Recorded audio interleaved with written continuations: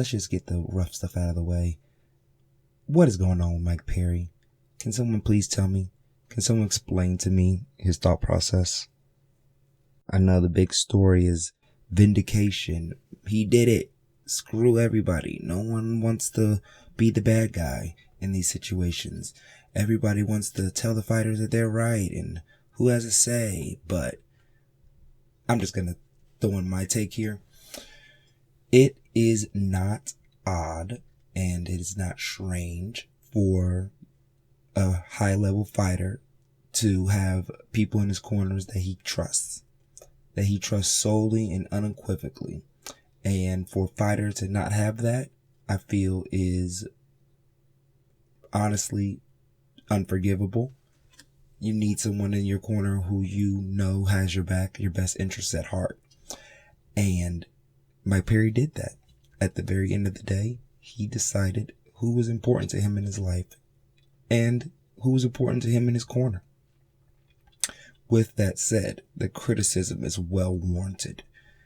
Someone with no career, technical, or coaching experience in a corner of a UFC fighter is ludicrous. I don't care what he says. And speaking of what he says, a lot of the hate that he's getting about the move and what he did and all the takes that you can get from putting someone like that in your corner, your girlfriend specifically, it's simple. He has race baited. He has done a lot of things to stir up fighters, a lot of things to stir up fans. And at the very end of the day, that is going to transmute a lot of different reactions. That's going to elicit a lot of, let's be fair here, unwarranted attacks against someone who has been put in a position by someone who trusts them. Second point here, someone who's been put in a position to succeed and someone who's been put in a position to win cannot be taken any criticism. Mike Perry's girlfriend, sorry, will not remember your name, is someone who was put in a position to help Mike Perry succeed. And as fans, and if you're not a fan of Mike Perry specifically, fans of fighters, you should think about that. Everybody that stands behind a fighter is put there for a reason. And regardless of the reason you, me, or anybody else thinks, that's all that matters. And now, as far as the fight itself, it really looked like Mike Perry really didn't need any coaching. He is who many fans and pundits thought he was. He is an amazing striker. He is incredibly powerful. And if things go to the ground, something that I was very unaware of, he can get scrappy there. He had full mount. He was really dominating Mickey Gall in his position where I honestly thought he could be undefeated. Well, not undefeated.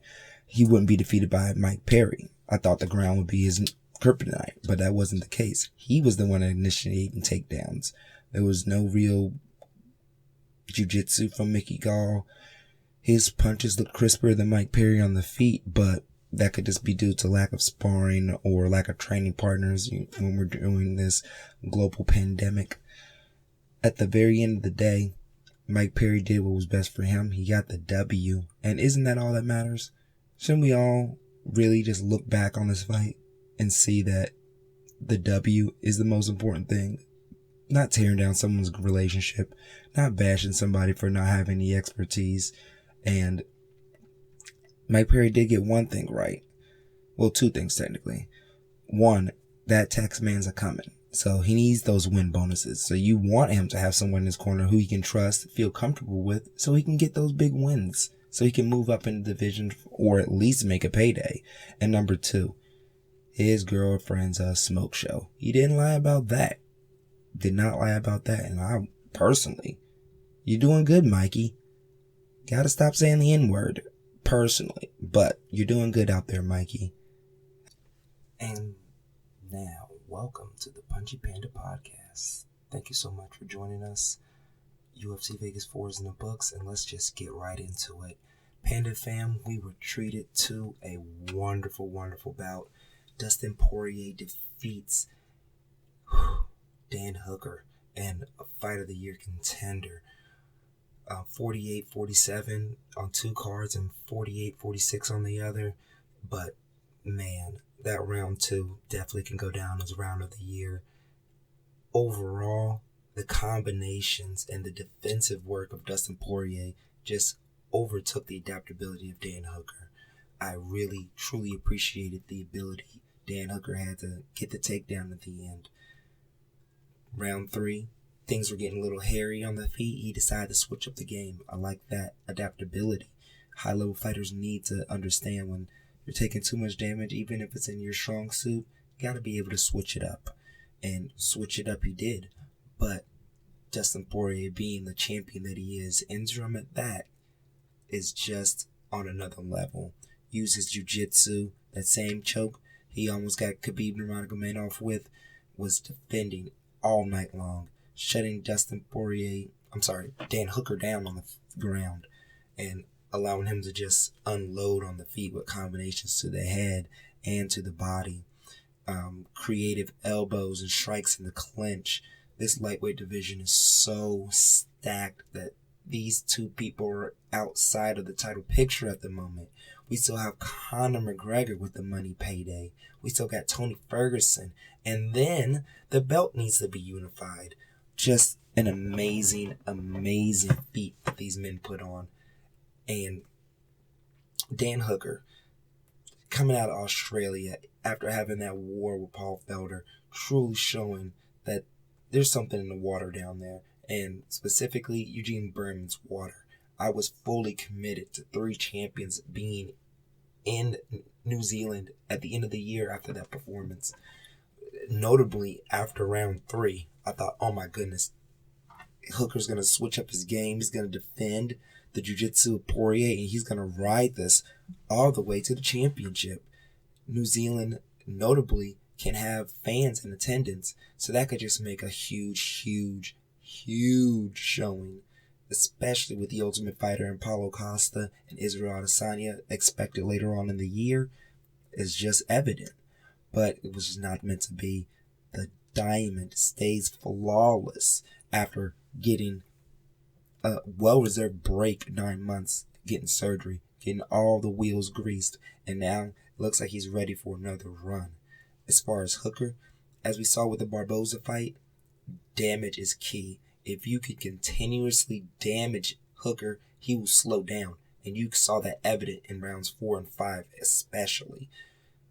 He comes out of the gate strong. If you can withstand the flurry and stay on your feet, which is pretty tough. He has the 5th highest takedown, 5th highest knockdowns in lightweight right now.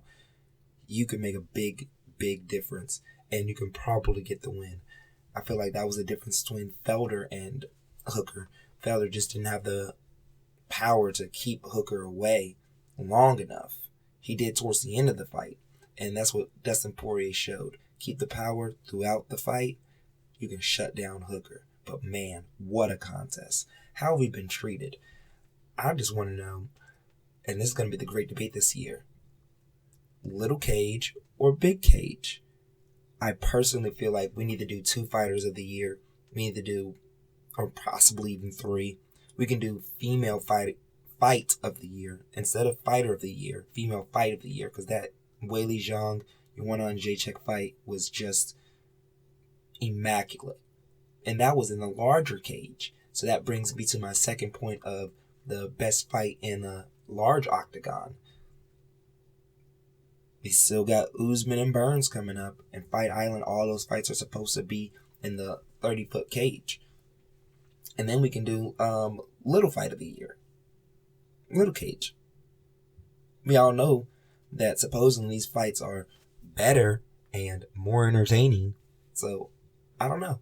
I personally feel that the fights this year have been incredible and they're only going to get better on Fight Island. Goodness gracious.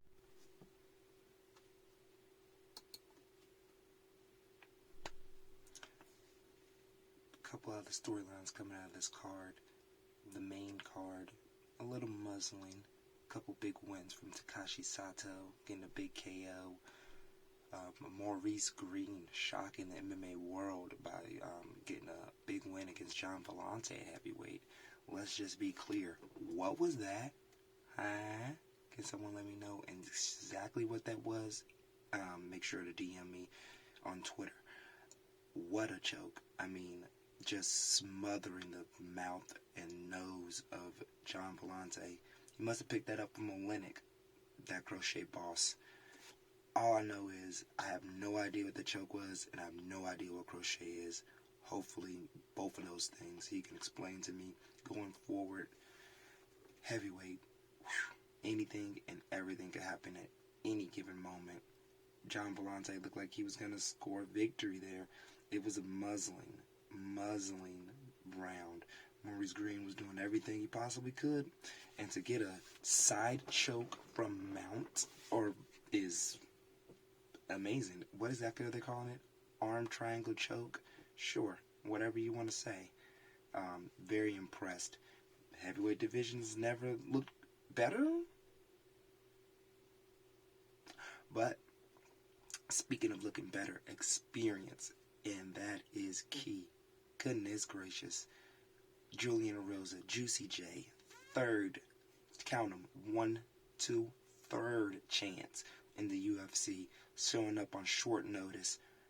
Few days, found out on Tuesday, showing up on Saturday, taking out the undefeated fighter Sean Woodson, who's looking outstanding earlier on the Contender Series and in the UFC career, and just showing the hard, stalwart skills to be the best. Not saying that Juicy J is the best, but what I'm saying is his name was trending on Twitter, and that's a big deal. What a huge win, and a showing sign that just because you're knocked out of UFC early in your career doesn't mean that you can't make it back. And just because you can't make it back as soon as you would like doesn't mean you don't have the skills to be inside the octagon. Stay ready, guys. Staying ready and getting ready are the most important things in the sport. And Julian Erosa, Juicy J had that in spades. Moving down the card, Brendan Allen muzzling win against the newcomer. Speaking of unbelievable, Karma Worthy has just been impressing me with every single performance he's had in the UFC so far. And to be honest, I was looking down on the guy.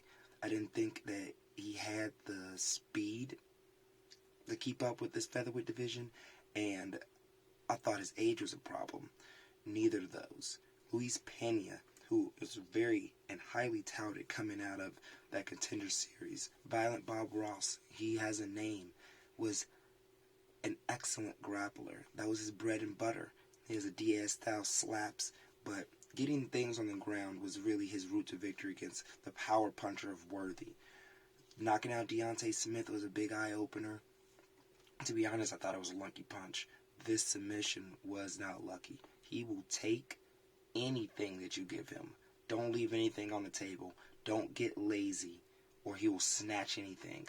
From the jaws of victory comes the guillotine choke from Karma Worthy. Oh my goodness. In round 3. It was a lot of 3-round fights getting finished on this card too. Karma Worthy's the big deal. Please don't sleep on the guy. I will no longer do it. It was my mistake. What a big win. Speaking of big wins, Invicta's back on Thursday, or could you say last Saturday. The Invicta stalwarts Jin Fry and Kay Hansen scrap it up. The Ronda Revolution was being explicitly stated on the broadcast, and Kay Hansen toughed it out. The experience of Jin Fry was outstanding. She was outsized, of course, but with the victory like that, which would be an armbar, I feel like Kay Hansen at least has made a statement in this strawweight division. I would like to see someone competing against her who's more her age and more her size. But Jin Fry, what an amazing. Thanks for joining the Punchy Panda podcast. Panda fam, you know I love you. Thank you so much. Again, follow me on Twitter and join me next time where we break down Fight Island. It's big, it's bad, and it's totally not going to be on the beach. Follow follow me on YouTube. Thank you. Always click like and subscribe if you like the content. And always punch up, folks. Love you, Panda Fam.